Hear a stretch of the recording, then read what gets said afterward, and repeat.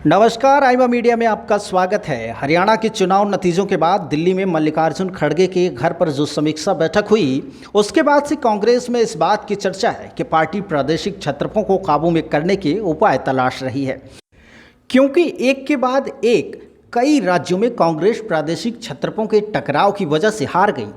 हरियाणा में हार के लिए भूपेंद्र हुड्डा और कुमारी शैलजा के टकराव को जिम्मेदार ठहराया जा रहा है। ये दोनों कांग्रेस के कोर वोट का प्रतिनिधित्व करते हैं, लेकिन दोनों में पूरे चुनाव लड़ाई चलती रही। इसी तरह राजस्थान के अशोक गहलोत और सचिन पायलट के टकराव में कांग्रेस हारी, तो छत्तीसगढ़ में भूपेश बघेल और टीएस सिंहदेव का विवाद हार का कारण बना।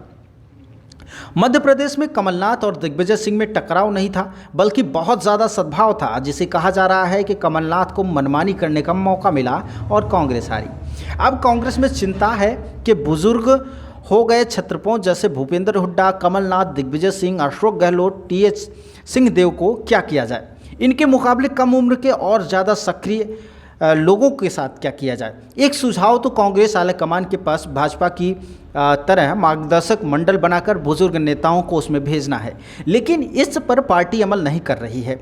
वह बुजुर्ग नेताओं को रिटायर नहीं कर पा रही है। उल्टे हर चुनाव में ये बुजुर्ग नेता अपनी दावेदारी लेकर सबसे आगे खड़े रहते हैं। ये नेता भी आखिरी सांस तक किसी न किसी पद पर बने रहने की लालसा में रहते हैं। एक तरीका राहुल गांधी ने अपनाया, लेकिन वो बुरी तरह से फेल हो गए। वो तरीका केसी वेणुगोपाल के पीछे अपनी पूरी ताकत लगाकर रखने का है। दूसरा अहमद पटेल बनाने जैसा था, लेकिन इसमें रत्ती भर कामयाबी नहीं मिली। करीब 6 साल तक वेणुगोपाल को ढोने के बाद लग रहा है कि वे छोटे छोटे लोभ और निजी हित से आगे नहीं बढ़ गए।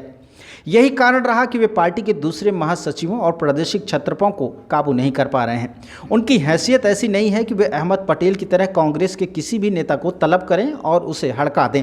हालांकि इसके लिए राहुल ने बहुत प्रयास किया, लेकिन नतीजा शून्य रहा।